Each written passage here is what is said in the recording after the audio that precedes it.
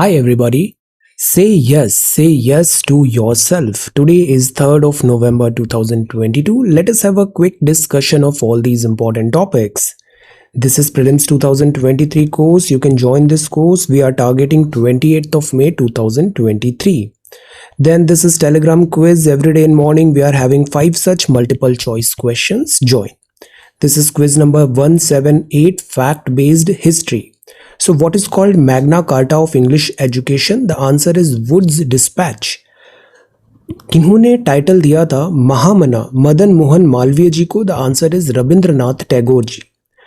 भगत सिंह ने एसोसिएट किया था, भगत सिंह जी ने एसोसिएशन फाउंड किया था Naujawan Bharat Sabha, revolution against the British Raj. Viceroy was associated with Ilbert bill, तो इल्बर्ट बिल में कंट्रोवर्सी हुआ था, तब द देन वाइसरॉय थे लॉर्ड रिपन. लॉर्ड वेलेस्ली के टाइम पर अडॉप्ट हुआ था पॉलिसी ऑफ सब्सिडियरी अलायंस और एस्टैब्लिश हुआ था Fort William college at Calcutta. So these are 5 questions for today. आज के सवाल हैं, who wrote the book First War of Indian independence? Who had written Gulamgiri? Who was the first English president of Indian National Congress? Who was the first Indian to get elected in House of Commons? Who is thought of as a pioneer of economic nationalism? So ये 5 fact based questions है आज के लिए. आज की vocabulary है snugly, मतलब बड़े आराम से, कंफर्टेबल, वार्म, कोजी और वेल प्रोटेक्टेड मैनर में कंफर्टेबल है वो.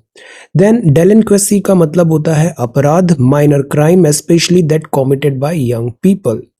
फ्रिटर मतलब व्यर्थ, नष्ट करना, वेस्ट टाइम, मनी और energy on trifling matter. Seamless है, निरपराध है, बीइंग एंटायरली विदाउट फॉल्ट और फ्लॉ. अनफेटर्ड का मतलब होता है निरंकुश, अनरिस्ट्रेन्ड और अनइनहिबिटेड. So ये vocab words हैं आज के लिए. If you come across any other important word, write down that word along with its meaning in the comment section down below.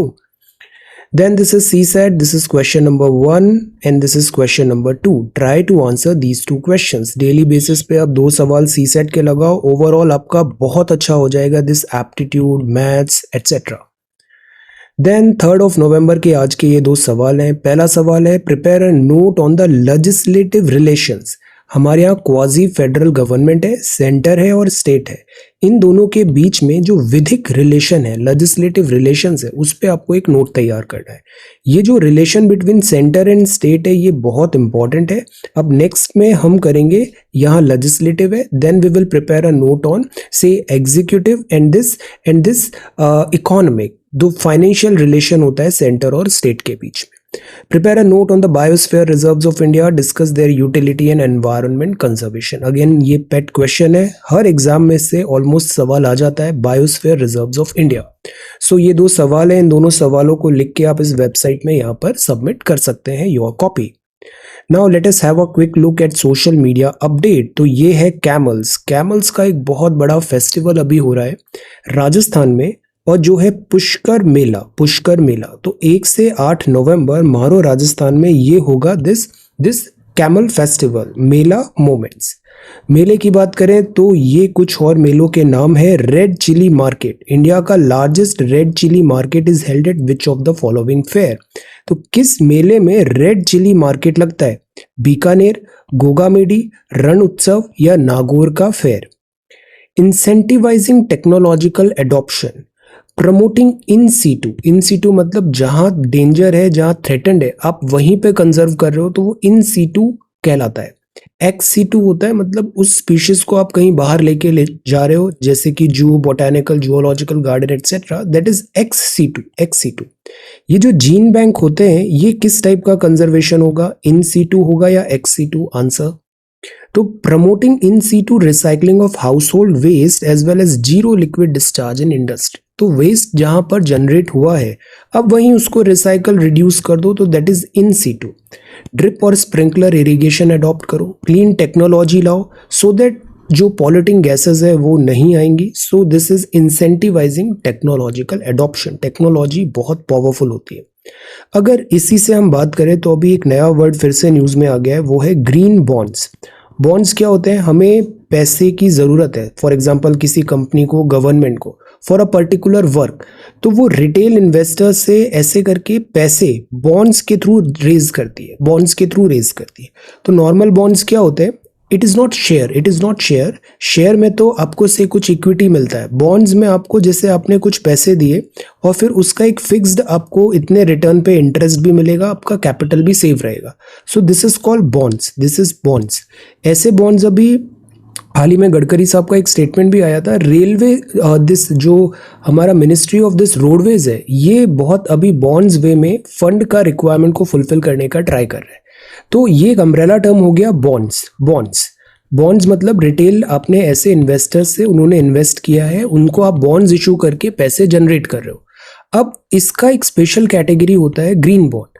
तो ग्रीन जैसे शब्द में लिखा है, ग्रीन बॉन्ड मतलब वो जो पैसा है, वो जो प्रोजेक्ट है, वो किसी एनवायरनमेंट, इकोलॉजी इससे रिलेटेड है। तो green bonds are used to fund पैसों की जरूरत है, ये फंडिंग का जरिया है। Green bonds are used to fund environment friendly project at lower interest than regular bonds। तो अक्सर इनको कम इंटरेस्ट पे, लोअर इंटरेस्ट पे ये मिल जाता है एनवायरनमेंट फ्रेंडली प्रोजेक्ट्स का। ग्रीन बॉन्ड्स को हम एनकरेज करते हैं सो दैट जो एनवायरनमेंट रिलेटेड प्रोजेक्ट्स हैं वहाँ पर इजीली फंडिंग आए और वहाँ पर डाइवर्ट हो पैसा, इन्वेस्टमेंट आए। जैसे renewable energy, water conservation, climate resilient infra, waste pollution control, biotech etcetera. So these are green bonds. तो ग्रीन बॉन्ड्स अब काफ़ी पॉपुलर हो रहे हैं। 2007 से ये आइडिया आ गया था। यूरोपियन इन्वेस्टमेंट बैंक ने $807 मिलियन इन्वेस्ट करवाया था ग्रीन बॉन्ड्स में। Then over the period of time अब ये 2 बिलियन का भी यहाँ पर दिस नंबर टच कर लिया है। तो ग्रीन बॉन्ड्स आर गुड। अब ये है सुरक्षित सागर। तो इंडिया का इंडियन ओशन है और इंडियन ओशन को सेफ रखना इज अ रिस्पॉन्सिबिलिटी। तो सुरक्षित सागर इनिशिएटिव में मोजाम्बिक और तंजानिया के साथ ये एक्सरसाइज यहाँ पे हुआ। मेकिंग अवर सीज सिक्योर, जो नेक्स्ट प्रायोरिटी है हमारी वो सी है और स्पेस है, सी और स्पेस, बिकॉज लैंड तो ऑलमोस्ट हमने कॉन्कर कर लिया है। तो फर्स्ट एवर ट्रायलेटरल नेवल एक्सरसाइज है इंडिया, मोजाम्बिक और तंजानिया का। मैपिंग में इन दोनों कंट्रीज को देखो, मोजाम्बिक कहाँ पर है और तंजानिया कहाँ पर है।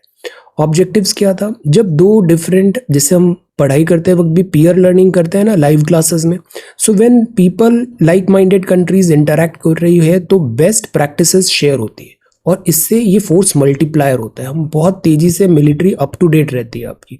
सो address common threats through training, best practices को शेयर करना और सागर इनिशिएटिव में आगे इसको बढ़ाना।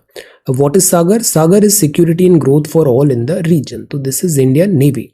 डिफेंस की बात करें तो ये नया इंडिया में मैन्युफैक्चर होने वाला है दिस प्लेन। ये एक ट्रांसपोर्ट एयरक्राफ्ट है, this is not a passenger aircraft, माल ढुलाई के लिए ट्रांसपोर्ट एयरक्राफ्ट है। तो ये प्रोजेक्ट है C295, इंडिया में इसका प्लांट लग रहा है और इससे ओवरऑल हमारा जो मैन्युफैक्चरिंग है एविएशन सेक्टर में वो इम्प्रूव होगा। क्विकली हम कुछ डेटा, कुछ फैक्ट्स देखते हैं, कुछ नोट्स देखते हैं, then we will come to this the Hindu newspaper and towards the end of video we will have a discussion of your submitted copies. अब पहला जो न्यूज़ है वो है इंडिया वाटर वीक का। तो 1 से 5 नवंबर तक इंडिया वाटर वीक सेलिब्रेट हुआ। ये डिपार्टमेंट ऑफ वाटर रिसोर्स है, river development and Ganga rejuvenation, ministry of जल शक्ति। तो दिस एंटायर वीक में हमें वाटर कंजर्व करना है। ऑब्जेक्टिव क्या है? To invigorate the discussion and exchange of ideas amongst the participants for optimally managing water resources. You know, water तो ऐसे बहुत सारा है, earth is a blue planet, but जो काम का पानी है हमारे, जो मतलब पोर्टेबल ड्रिंकिंग वाटर है, फ्रेश वाटर है और जो अवेलेबल भी है वो बहुत कम है। So water as a resource is precious, we need to conserve every single drop of water. First event 2012 में हुआ था और इस बार जो थीम है वो है water, energy and food security call for solutions. ये पहले बार की थी 2012। इस बार की थीम है water security for sustainable development with equity. ये जितनी भी थीम्स होती है ना, मैं आपको इसलिए बताता हूँ because these are readymade sub headings and sub headings. आप एज इट इज ऐसे लिख रहे हो, इस हेडिंग को यूज करो, water, energy and food security call for solutions, water security and for sustainable development with equity. These are very good pointers. तो ये हो गया वाटर वीक। अब जो नेक्स्ट है वो है नवंबर 1 को बहुत सारे राज्यों, 7 इंडियन स्टेट्स एंड 2 यूटीज ने फाउंडेशन डे सेलिब्रेट किया। इसका एक वीडियो मैंने टेलीग्राम पे भी शेयर किया था। तो ये 7 राज्य हैं, आंध्रा, हरियाणा, छत्तीसगढ़, केरला, कर्नाटका, पंजाब एंड मध्य प्रदेश, और 2 यूटी है, लक्षद्वीप एंड पुडुचेरी। तो 1 नवंबर इनका फाउंडेशन डे है। 1956 में कुछ राज्य आए थे, कुछ 1966 में, और 2000 में छत्तीसगढ़ एंड मध्य प्रदेश सेपरेट हुए थे। अब ये जो है तमिलनाडु पहले सेलिब्रेट करता था नवंबर 1 को, 2021 में इसको तमिलनाडु फॉर्मेशन डे जुलाई 18 पे सेलिब्रेट करने की बात किया है। तो ये है foundation of various states. India जो है दैट इज, इंडिया को हम बोलते हैं indestructible union of destructible states. तो स्टेट्स हमारी रिक्वायरमेंट के हिसाब से बनते बिगड़ते पॉसिबल है, इट इज पॉसिबल। आप बताओ किसी राज्य को अगर हम उसका नया राज्य बना रहे हैं या फिर उस राज्य का हम नाम चेंज कर रहे हैं, तो क्या ये कॉन्स्टिट्यूशनल अमेंडमेंट कहलाएगा? यस और नो? आंसर। जो एक और इम्पॉर्टेंट न्यूज़ है वो है आशा वर्कर्स का। आशा वर्कर्स क्या होते हैं? जब हम अपना हेल्थ केयर की बात करते हैं तो उसमें ये एक्रेडिटेड सोशल हेल्थ एक्टिविस्ट बड़े इंपॉर्टेंट है। ये ना ग्राउंड लेवल पे, जैसे हेल्थ केयर भी होता है primary, secondary, tertiary, primary health care में इवन गवर्नमेंट के जो बहुत सारे स्कीम्स है उसको ऑन ग्राउंड इम्प्लीमेंट करने पे आशा वर्कर्स का बहुत बड़ा जिम्मेदारी है। ये काउंसल करते हैं, जैसे breast feeding is very important, attendance, prevention of diseases etcetera को, community sensitisation, health nutrition related government programmes को, ड्रग्स, मलेरिया, ट्यूबरक्लोसिस, डायरिया का, community mobilisation, health planning, participation in community health वगैरह। तो एक कल्चर डेवलप करता है ये ASHA worker. Survey of health and related events, diagnosis, escort, ante and post natal care, institutional delivery, immunisation, diabetes test, family planning etcetera. So ये होते हैं आशा workers. आशा workers जो होते हैं ये ऑन ग्राउंड जो मेडिकल हेल्थ केयर प्रोवाइड कराना है उसके लिए बड़े महत्वपूर्ण है। आशा वर्कर्स को वॉलंटियर कहा जाता है। ये विद इन द कम्युनिटी रहते हैं, इनको ट्रेनिंग भी प्रोवाइड की जाती है and then they act and they provide information, aid, various health care schemes of the government को वहां पे पहुंचाते हैं। ये एक ब्रिज है connecting marginalised community with facility such as primary health care, sub centre, district hospitals में।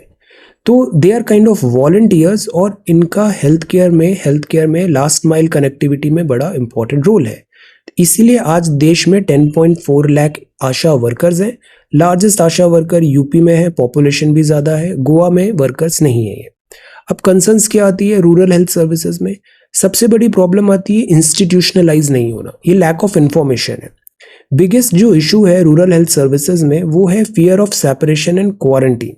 तो आशा वर्कर्स जैसे कोविड-19 के टाइम पे भी इनको बैकलैश मिला, कई बार ये वैक्सीनेशन के लिए जा रहे हैं तो द रूरल जो हेल्थ केयर है, रूरल जो पीपल है, दे आर नॉट अवेयर, तो लैक ऑफ इंफॉर्मेशन एक बॉटलनेक आ जाता है। Then communication is one thing, communication proper नहीं होता है तो एट टाइम्स इनको किस डायरेक्शन में वर्क करना है वहां पर एक गैप नजर आता है एंड लैक ऑफ रिसोर्सेज भी होते हैं। तो ये है आशा वर्कर्स के चैलेंजेस।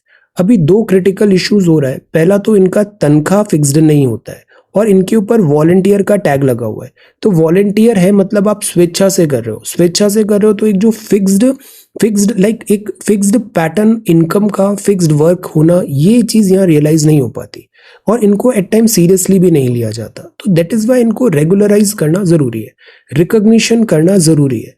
दैट इज वाई अगर हम बात करें 75th वर्ल्ड हेल्थ असेंबली का, तो यहाँ ग्लोबल हेल्थ लीडर्स अवार्ड भी मिला है, वर्ल्ड लेवल पे रिकॉग्निशन मिला। Guardian of the year time magazine 2020 में आपको बताया। तो they are very important, but the point is ये जो आशा इंस्टीट्यूशन है as an institution, health care institution, इसमें फॉर्मलाइजेशन करना जरूरी है, रेगुलराइज करना जरूरी है। तो वे फॉरवर्ड यही होगा कि इनको एक प्रॉपर डायरेक्शन, प्रॉपर कनेक्ट हो, प्रॉपर गाइडलाइन, गवर्नमेंट मैकेनिज्म अच्छे से सेट हो। पैंडेमिक रिसीड हो रहा है, रुपी का इन्फ्लेशन है, अनएम्प्लॉयमेंट बढ़ गया है और जीडीपी ग्रोथ भी थोड़ा हिट हुआ है, 6.1 तक पहुंच गया। तो प्रॉब्लम्स तो परसिस्ट कर रही है इंडियन इकोनॉमी, वर्ल्ड इकोनॉमी में। प्रॉब्लम एरियाज क्या है, रीजंस क्या है? प्री कोविड एरा जैसे डीमोनेटाइजेशन एंड जीएसटी रिफॉर्म्स थे, रिफॉर्म्स हुए, नेसेसरी थे, बट टू सम एक्सटेंट इससे इकोनॉमिक डिसरप्शन भी हुआ है। इकोनॉमिक सर्वे ने भी बताया कि आरबीआई एंड दूसरे रेगुलेटर्स ने कि एनपीए जो है 2008 में जो एनपीए हुआ था वो बाद में एक बहुत बड़ा हेडेक बनेगा, नॉन परफॉर्मिंग एसेट। 2008 में जो क्राइसिस हुआ था, 2008 में जो फाइनेंशियल लेटडाउन हुआ था, इसका इम्पैक्ट हमें बाद में देखने को मिलेगा। Then repayment relief involving the temporary postponement. अब देखो, गवर्नमेंट जो एनपीए बन रहा है इसको करेक्ट करने की कोशिश कर रही है। जैसे कि अभी आ रहे थे बैड बैंक, जो बैड लोन्स है उसको रीस्ट्रक्चर करने की भी बात हो रही है। But is this sufficient? Because 2020 में हम इससे रिकवर हो रहे थे और फिर कोविड-19 लॉकडाउन आ गया। 2021-22 में नॉर्मलसी आ रही थी तो यूक्रेन क्राइसिस आ गया और प्लस अब वर्ल्ड रिसेशन की टेंडेंसी में भी जा रहा है। सो दैट इज वाई ये जो प्रॉब्लम्स है ये बहुत फंडामेंटल्स बन गई है। देन इसके अलावा जो एनपीए बढ़ता है तो इससे क्रेडिट फैसिलिटी डिफिकल्टी आती है। पब्लिक सेक्टर बैंक्स और एनबीएफसीज होते हैं उनमें लिक्विडिटी क्राइसिस आ जाता है। तो द प्रॉब्लम इज जो बैंकिंग सिस्टम है इसको हमें करेक्ट करना जरूरी है। Then youth employability is also one thing, youth employability, because हमारे पास डेमोग्राफिक डिविडेंड है बट ये यूथ प्रॉपर स्किल्ड भी होना चाहिए और स्किल्ड होने के साथ साथ इनको एम्प्लॉयमेंट भी देना जरूरी है। लो एम्प्लॉयबिलिटी है, लो मैन्युफैक्चरिंग बेस है, बट अब हम जैसे पीएलआई और अभी डिफेंस में भी हमने देखा एयरक्राफ्ट मैन्युफैक्चरिंग। तो the idea is manufacturing is important, इससे लार्ज स्केल में एम्प्लॉयमेंट क्रिएट हो सकता है।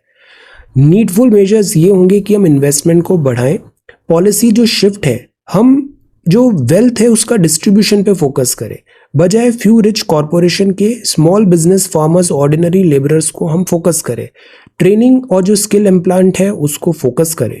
प्रधानमंत्री गरीब कल्याण योजना, आयुष्मान भारत, पीएम जय, पीएम आवास जैसी योजना आर गुड। हम क्रेडिट सप्लाई को बढ़ाएं, इससे बैंकिंग जो सेक्टर है प्रॉपर लिक्विडिटी हो और रूरल एरिया के लिए नाबार्ड जैसे इंस्टीट्यूशन में क्रेडिट होना चाहिए। क्रेडिट मतलब लिक्विडिटी होना चाहिए। हम डिप्लोमेटिक माइट भी यूज करें इंडिया का और एफडीआई इंडिया में लेके आए और हम वर्ल्ड बैंक, एआईआईबी, एनडीबी से भी हम पैसा ला सकते हैं। तो इंडिया में लिक्विडिटी मार्केट में पंप करना जरूरी है और पॉलिसी में भी रिफॉर्म लाना जरूरी है सो दैट एक वापस हेल्दी इकोनॉमिक एटमॉस्फेयर पोस्ट कोविड-19 हम इंश्योर कर पाए। ऑटोमेटिक कार, टेस्ला हम सबने देखा है, Tesla, Elon Musk, automation levels in driverless car. ये जो फ्यूचर है ना, फ्यूचर तो डेफिनेटली आर्टिफिशियल इंटेलिजेंस भी बढ़ रहा है, टेक्नोलॉजी प्रोग्रेस हो रहा है तो ऑटोमेशन होगा। लेवल 0 जो था उसमें ह्यूमन ड्राइवर था, लेवल 1 में जैसे ब्रेकिंग सिस्टम या हिल असिस्ट आ जाता है तो सब मशीन इज देयर।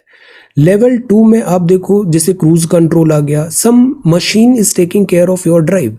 लेवल 3 में एक लेवल और आगे जाते हैं, लेवल 4 में और रिवर्स एंड एटसेट्रा कर रहा है। लेवल 5 में हमको बस गाड़ी में बैठना है और गाड़ी ऑटोमेटिकली हमें डेस्टिनेशन तक पहुंचा देगी। उसमें इतने सेंसर्स लगे हैं, कैमरास लगे हुए हैं, तो वो प्रॉपर 5G आ गया, इंटरनेट कनेक्टिविटी आ गया, satellite connectivity. So the idea is future में ये ऑटोमेटाइज हो जाएगा पूरा कार सिस्टम। अब इसके प्रोज एंड कॉन्स क्या होते हैं? फैटेलिटीज कम होती है, बिकॉज अगर एक्सीडेंट्स देखें तो मैक्सिमम एक्सीडेंट्स जो होते हैं वो ह्यूमन एरर से होते हैं। तो अगर ऑटोमेटाइज हो जाएगा, मशीन के थ्रू होगा, मशीन गलती नहीं करती है, तो रिड्यूस मोटर व्हीकल फैटेलिटी। गलती इन द सेंस ह्यूमन के कंपैरिजन में कम है। टाइम सेव होगा, ड्राइविंग करना नहीं पड़ेगा, just you sit in the car and you will reach to your destination. Traffic jam rules वगैरह प्रॉपर फॉलो होंगे, जो मशीन होती है वो ड्रंक नहीं होती, एक्सीडेंट्स कम होंगे और एक्सीडेंट्स ह्यूमन एरर से, डिस्ट्रैक्शन से जो होते हैं वो कम होंगे। बट अब कॉन्स क्या हो पाएंगे कि इसका एडॉप्शन होना पड़ेगा, लार्ज स्केल में ये व्हीकल्स एडॉप्ट होंगे, ऑटोमेटिक व्हीकल्स, इनका कॉस्ट भी बहुत ज़्यादा है। अगर ये वाइडर एडॉप्शन होगा तभी ट्रैफिक और एक्सीडेंट का प्रॉब्लम सॉल्व होगा। प्लस इससे अगर जॉब लॉस भी हो सकता है ट्रांसपोर्टेशन इंडस्ट्री में, प्लस कई बार मशीन्स हैकेबल भी होती है, साइबर थ्रेट्स भी है। फॉल्ट फाइंड करना डिफिकल्ट हो जाएगा कि मशीन ने ये डिसीजन क्यों लिया, बिकॉज एआई भी तो बायस्ड हो सकता है। वेदर और इंडिया की रोड्स या क्लाइमेट कोई कैटास्ट्रॉफी हो गया तो उसमें मशीन जो है वो ह्यूमन डिसीजन इतना इवॉल्व हो पाएगी या नहीं, सुपरविजन भी करना पड़ेगा इस पूरे सेक्टर को। ये चैलेंजेस हैं, ऑल्दो चैलेंजेस को हम ओवरकम कर सकते हैं। फ्यूचर में दिस ऑटोमेटाइजेशन बढ़ना चाहिए, ये होगा, इस डायरेक्शन में हम आगे बढ़ रहे हैं। अब इसमें कुछ एथिक्स भी हैं, जैसे अकाउंटेबिलिटी कहाँ सेट होगा। अकाउंटेबिलिटी, अगर गाड़ी ने एक्सीडेंट कर दिया तो ऐसे तो ड्राइवर की अकाउंटेबिलिटी होती है, बट अगर व्हीकल ने एक्सीडेंट किया तो अब मशीन की अकाउंटेबिलिटी कैसे सेट करोगे? लॉज वर्सेस एथिक्स आ जाएगा। मशीन जो है उसको लॉ फॉलो करना है, वो वैसे ही ट्रेंड है, बट कई बार हम लॉज को अपने हिसाब से इंटरप्रेट भी करते हैं क्योंकि वहाँ पे ह्यूमन एथिक्स आ जाते हैं, पर मशीन तो वो डिफ्रेंशिएट नहीं कर पाएगी। So for example critical patient को लेके जाना है, सामने रेड लाइट है, as a human we could jump that red light, but machine जो होगी वो कैसे ये डिसीजन लेगी? ह्यूमन वैल्यूज हम कैसे शो करेंगे? यू आर गोइंग समवेयर और आपने देखा कोई इंजर्ड पर्सन है तो you will definitely stop, good Samaritan की तरह आप हेल्प करोगे। मशीन क्या ऐसा डिसीजन ले पाएगी? एनवायरनमेंट पे क्या इम्पैक्ट होगा? बिकॉज ये जो बैटरी ऑपरेटेड व्हीकल्स भी है, ये पाया गया है कि they are also very polluting. ये जो बैटरी बनाने का प्रोसेस है, दिस इज हाईली पॉल्यूटिंग, और बैटरी का डिस्पोजल करना भी हाईली वेरी पॉल्यूटिंग थिंग है। तो ये कैसे होगा? लाइवलीहुड को कैसे देखेंगे? और सबसे बड़ा प्राइवेसी और सिक्योरिटी का क्या होगा? ये कुछ चैलेंजेस हैं जो एथिकल इश्यूज आ सकते हैं ऑटोमेटिक कार्स में। कल जयशंकर साहब का एक स्टेटमेंट आया था शंघाई कोऑपरेशन ऑर्गेनाइजेशन में, तो let us quickly learn about SCO. SCO एक परमानेंट ऑर्गेनाइजेशन है, इंटर गवर्नमेंटल ऑर्गेनाइजेशन है, इंटरनेशनल ऑर्गेनाइजेशन है, 2001 में बनी थी। चार्टर 2002 में आया था, 2003 में इसको इम्प्लीमेंट किया गया। ये यूरेशियन है, मतलब यूरोप भी है, एशिया भी है, रशिया यूरोप का है। इकोनॉमिक मिलिट्री ऑर्गेनाइजेशन है, पीस सिक्योरिटी स्टेबिलिटी इसका पर्पस है। नॉर्थ अटलांटिक ट्रीटी ऑर्गेनाइजेशन को ये काउंटर वेट करने के लिए बनाया था। इसमें 9 मेंबर्स थे। सिक्योरिटी ब्लॉक एक काफ़ी इंपॉर्टेंट ऑर्गेनाइजेशन बन के उभरा है, बिकॉज ये जो कंट्रीज हैं जैसे China, India, Russia, they are the next big things अभी जो आने वाला अपकमिंग वर्ल्ड है। ऑफिशियल लैंग्वेजेस की रशिया और चाइनीज़ है। इसका सेक्रेटेरिएट बीजिंग में है, और यहाँ एक है regional anti terrorist structure rats, Tashkent में है। चेयरमैनशिप इसकी रोटेशन पे होती है मेंबर स्टेट्स में। 2001 में इसका जेनेसिस हुआ था, तब यहाँ पे Kazakhstan, China, Kyrgyzstan, Russia and Tajikistan थे, तो इसको शंघाई 5 बोलते थे। फिर इसके बाद जो इसमें फॉलोइंग कंट्रीज ऐड होंगे 2017 में इंडिया, पाकिस्तान होगा, और अभी ईरान को भी मेंबरशिप मिल जाएगा परमानेंट बाय 2023। सो ये न्यू मेंबर्स हो जाएंगे। ओके, तो आज की डेट में ये मेंबर्स हैं इसके: Kazakhstan, China, किर्ग, Russia, Tajikistan, Uzbekistan, India and Pakistan. अब बात करते हैं food insecurity and mall nutrition. ये बहुत बड़ा हेडेक है। अभी एक रिपोर्ट भी आया था, ऑल्दो वो रिपोर्ट बायस था, but still food security and malnutrition के एरिया में there is lot to be done. यहाँ बहुत सारा वर्क अभी रिक्वायर्ड है, स्कोप है इम्प्रूवमेंट का। अभी जो पॉलिसीज है हमारे यहाँ है कि मॉडर्न एग्री फूड सिस्टम को एनकरेज करना है हमें। जैसे कि मिलेट्स होता है, मिलेट्स को हम इंक्रीज कर रहे हैं, बिकॉज मिलेट्स क्लाइमेट रिजाइलेंट भी है और तेजी से हम mass scale large number of population को कवर कर सकते हैं। ट्रेडिशनल क्रॉप्स को हम एनकरेज कर रहे हैं, ट्रेडिशनल क्रॉप्स प्लस ऐसी क्रॉप्स जो बहुत हेल्दी भी हो, हेल्दी टू ईट हो, हम उसको एनकरेज कर रहे हैं। ट्रेडिशनल क्रॉप्स के साथ बेनिफिट ये भी होता है, इनका मेंटेनेंस कम होता है, प्रोडक्शन इजी होता है, और they are easy on environment. जो लोकल नॉलेज होती है हम उसको एनकरेज कर रहे हैं। अनबैलेंस डाइट को हमको दूर करना है। प्लस बहुत सारे फैक्टर्स आ जाते हैं जैसे conflict, climate extreme, economic shock, growing inequality, इनसे भी फूड इनसिक्योरिटी होता है। जो भी वॉर टॉर्न कंट्री है आप देखो वहाँ पे दिस बहुत स्टारवेशन जैसी सिचुएशन आ जाती है। प्लस अगर नेचुरल डिजास्टर आए तो स्टारवेशन जैसी सिचुएशन बन जाती है। सो इससे रिलेटेड इंडिया ने कुछ स्कीम्स हैं, जैसे एक पोषण अभियान हमें जानना चाहिए। पोषण अभियान क्या होता है? जैसे सितंबर पोषण मंथ था, माल न्यूट्रिशन फ्री इंडिया बनाना है हमें। एनीमिया मुक्त भारत अभियान है, हमें जो आयरन की डेफिशिएंसी है उसको ओवरकम करना है। मिड डे मील स्कीम, बच्चों को खाना। National food security act, 2/3 of Indian population को हमने बहुत सब्सिडाइज्ड रेट में फूड मटेरियल प्रोवाइड कराया। प्रधानमंत्री मातृवंदन योजना है, मदर को, प्रेग्नेंट वुमेन को बेटर फैसिलिटीज देना है। और एक ICDS भी होता है, integrated child development services scheme. तो ये सारी स्कीम्स के एटलीस्ट आपको इनके नेम पता होना चाहिए। पोषण, एनीमिया मुक्त, मिड डे मील, NFSA, प्रधानमंत्री मातृवंदन योजना एंड ICDS। आप इनको एज इट इज अपने आंसर राइटिंग पे यूज कर सकते हैं। अभी पूरा फोकस है पोस्ट कोविड-19 स्पेशली फूड सिक्योरिटी और माल न्यूट्रिशन, इस बैटल को हमें जीतना है। तो ये तो हो गए सर्टेन नोट्स। अब हम आते हैं द हिंदू न्यूज़पेपर में।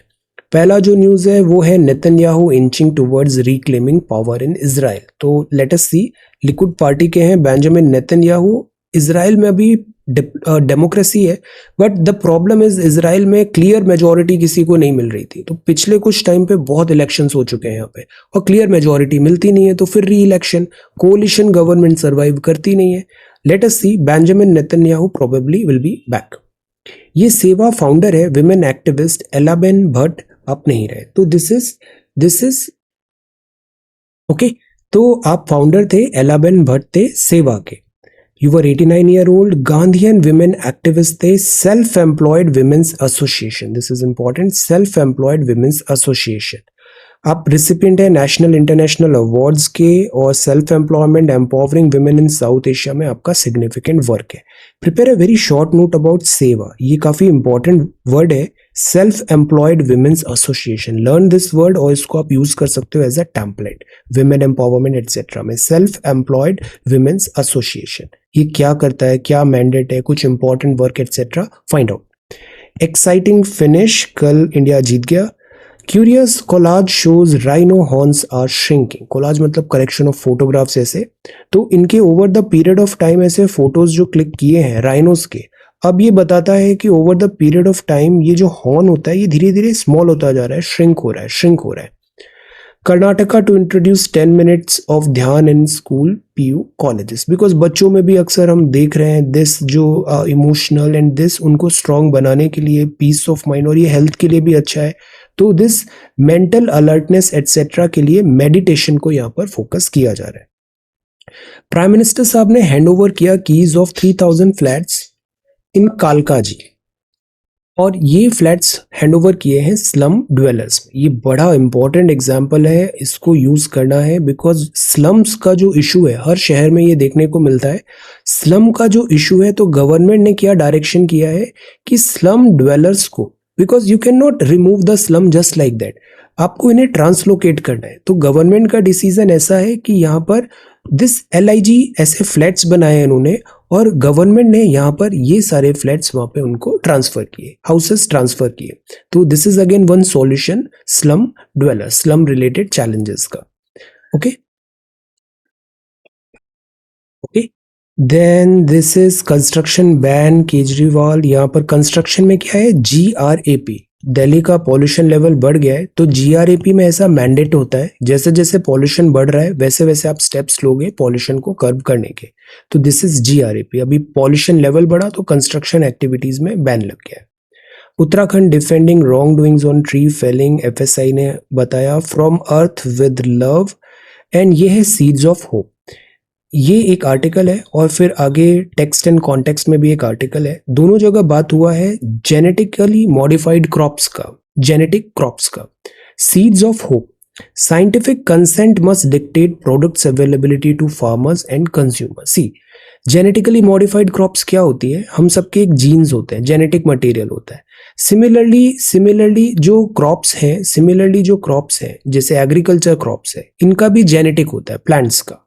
हम इसमें कुछ पर्टिकुलर जीन्स को हटा दें जो प्रॉब्लमेटिक है, जैसे वो ड्रॉट रेजिस्टेंट नहीं हो पा रहे हैं या फिर पेस्ट का अटैक हो रहा है, और उसको हम टेलर मेड वो जीन्स हटा दिए और सूटेबल जीन्स वहां पे लगा दिए, तो हमने जीन मॉडिफाई कर दिया.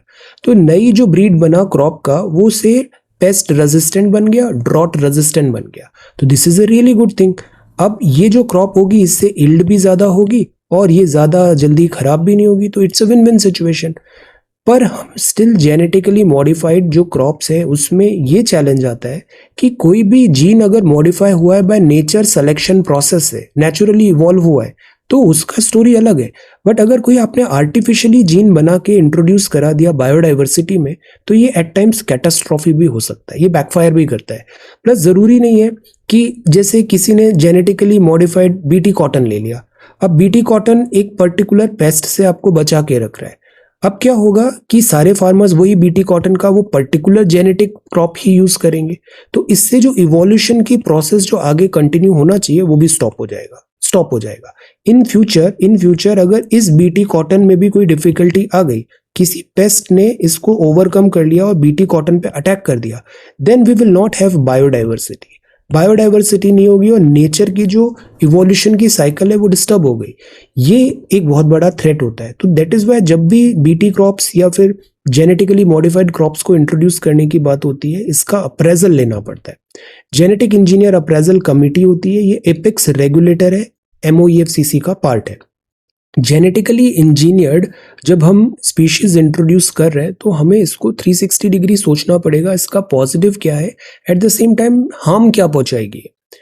तो ये बात है, हम यहाँ पे जैसे सॉइल बैक्टीरियम इसमें डाला, मस्टर्ड में सेल्फ पॉलिनेटिंग प्लांट डाला, यहाँ पे हाइब्रिड वेराइटी बनाए, this is good, but without proper trials introduce करना इज वेरी रिस्की। मस्टर्ड पहले भी इंडिया में हमने इंट्रोड्यूस करने की कोशिश किया था, बट वो आगे कैरी नहीं हुआ। मस्टर्ड और ऑयल एक बहुत बड़ा बॉटलनेक है, इंडिया में डेफिशिएंसी है ऑयल का। तो हम क्या चाहते हैं, इसका यील्ड कम है, इसका यील्ड कम है, ऑयल का यील्ड कम है, तो हम चाहते हैं हमारा प्रोडक्शन बढ़ाएं, तो इसलिए हम जेनेटिकली मॉडिफाइड मस्टर्ड को इतना फोर्स कर रहे हैं। यूक्रेन वॉर हो गया तो वो वैसे भी ऑयल सप्लाई काफी इंपैक्ट हो गई है, so we want to become self sufficient and genetically modified crop एक अच्छा सॉल्यूशन नजर आ रहा है। सिमिलरली बीटी ब्रिंजाल भी आया था। अब बात आती है एग्रीकल्चर जो है वो स्टेट सब्जेक्ट है, but this is a topic, agriculture is a subject, specially genetically modified crop. इसके वाइडर रैमिफिकेशंस पॉसिबल है, जैसे एक स्टेट ने जेनेटिकली मॉडिफाइड क्रॉप्स लगाया, उसका इम्पैक्ट दूसरे राज्यों की भी बायोडाइवर्सिटी एटसेट्रा में हो सकता है। So when it comes to GM modified crops, यहाँ सेंटर भी अपना से रखना चाहेगा। इसमें स्क्रूटिनी जरूरी होगी, कमर्शियली जो रिलीज हो रहा है ट्रांसजेनिक टेक्नोलॉजी है, क्योंकि इसका वाइडर इम्पैक्ट पॉसिबल होगा। बीटी ब्रिंजाल का भी ट्रायल्स हुए थे, इसको फिर से रिज्यूम करने की बात है।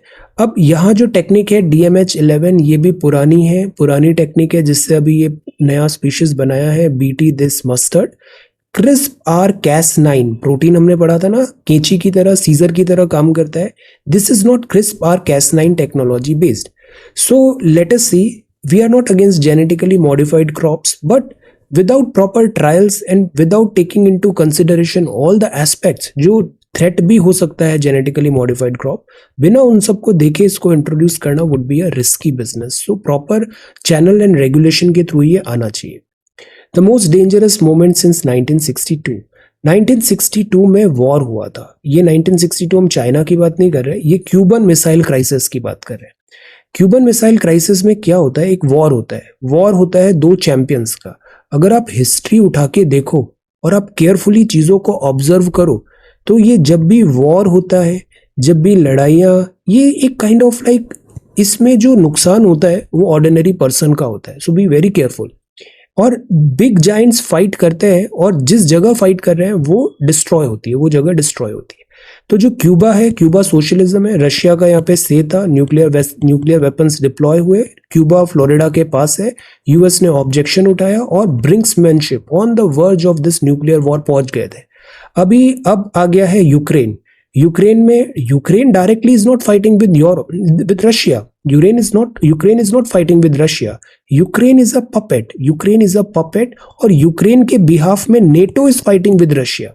सो अगेन डिस्ट्रक्शन कहाँ हो रहा है, यूक्रेन में डिस्ट्रक्शन हो रहा है। सो अगेन वर्ल्ड में जो भी सिचुएशन बन रही है, इसमें बेटर सेंस शुड प्रिवेल। और हमारे प्राइम मिनिस्टर साहब ने भी क्लियर वर्ड्स में कह दिया था कि this is not the time of war, जो ह्यूमैनिटी है, रूल्स बेस्ड वर्ल्ड ऑर्डर है, इसका फ्रंट फुट होना चाहिए। A chance to expand the world's biosphere footprint, तो इसको भी आगे देखते हैं। बायोस्फीयर्स जो है, बायोस्फीयर्स में भी कुछ है यूएन के this man and biosphere programme के अंतर्गत। तो कंजर्वेशन करना है तो सस्टेनेबल कंजर्वेशन कैसे होगा, जब वहां पे एनिमल्स भी हैं, नेचर भी है, ह्यूमन बीइंग भी है, सब वहां पे सिंक में रह रहे हैं। यहाँ पे रिसर्च हो रहा है, रिसर्च एंड डेवलपमेंट हो रहा है। So we are living in sync with nature. ये कॉन्सेप्ट होता है बायोस्फीयर्स का।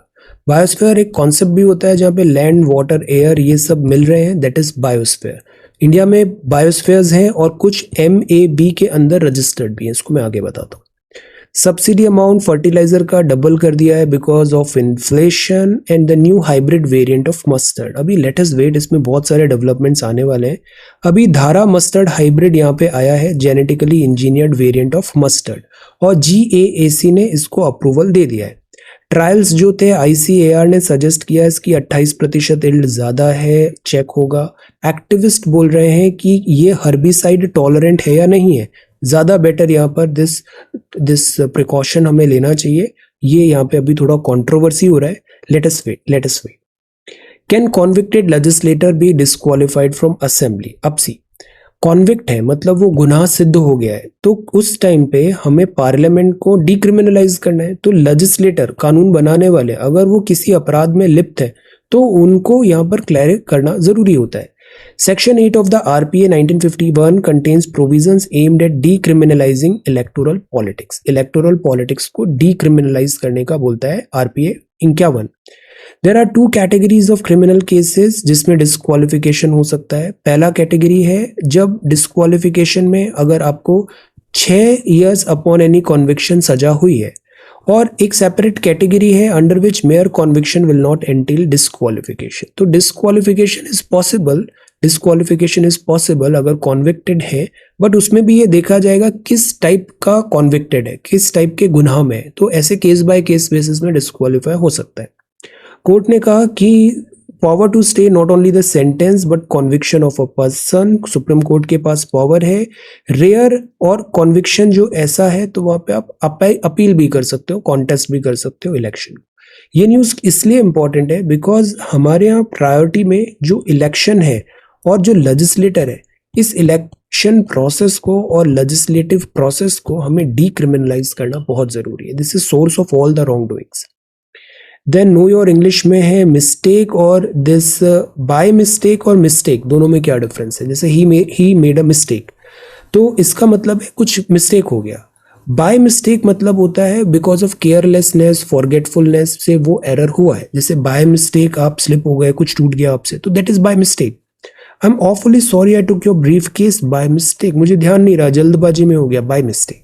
Bye mistake I got into the wrong train, number देखा नहीं, गलत ट्रेन में चढ़ गए, तो this is by mistake. By mistake, to mistake someone for something means to wrongly suppose that something is something else. जैसे ही mistook him for his brother, he mistook him for the director.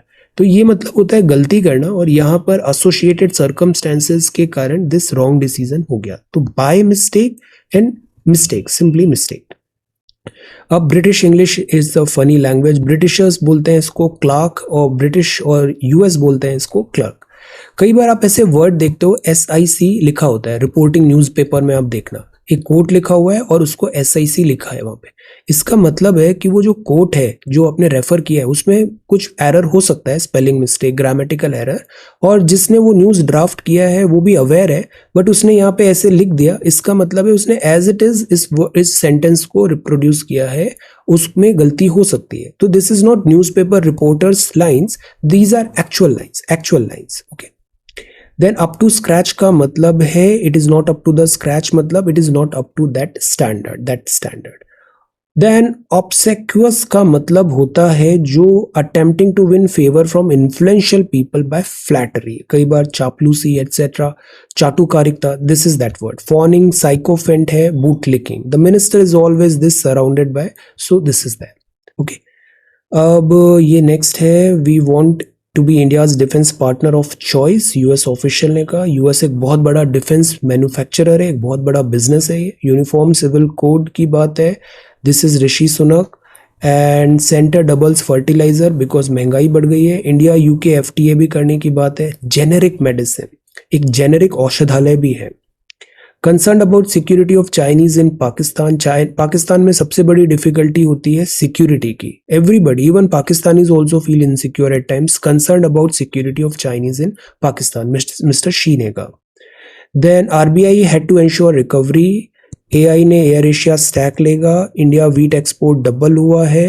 Import urea का करने की बात है। Ethanol blending start हो रहा है। And this is sports, okay. So ये तो हो गया न्यूज़पेपर। अब हम देखते हैं योर सबमिशन। तो ये सबमिशन हैं 31 अक्टूबर के। 2 सवाल थे। पहला सवाल था fundamental duty as mentioned in the Indian constitution, और दूसरा सवाल था एक्वेटिक एनिमल ऑफ इंडिया। बहुत आसान था सवाल लिखना। आपको टॉपिक पढ़ना है, जैसे चैप्टर पढ़ा फंडामेंटल ड्यूटी का, अब अपने शब्दों में उसको लिख के देखोगे तो चीज़ें बैंक होगी, कंसोलिडेट होगी, राइटिंग प्रैक्टिस भी हो जाएगा और ज़्यादा अच्छे से टॉपिक समझ में आएगा। सिमिलरली एक्वेटिक एनिमल पे आपको अच्छे से इंटरनेट देखना है, डॉल्फिन के बारे में जानना है, और यहाँ इनोवेटिव आपको बताने हैं सेफगार्ड एक्वेटिक इकोसिस्टम कैसे किया जा सकता है। Very simple question, very simply इसको लिखना था, और ये सब्जेक्टिव है तो इसमें कुछ सही गलत नहीं होता है। आपके पास पूरा टैलेंट है, आप अपना टैलेंट दिखाओ, पीयर लर्निंग करो। हर कॉपी ब्यूटीफुल होती है, उस कॉपी से कुछ सीखो आप, ओके।